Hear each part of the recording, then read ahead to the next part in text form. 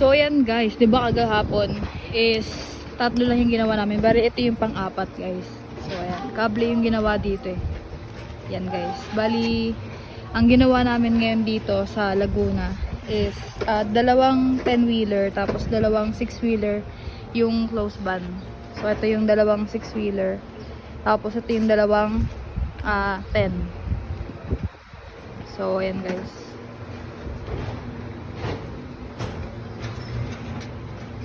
Yan, makita niyo sa loob.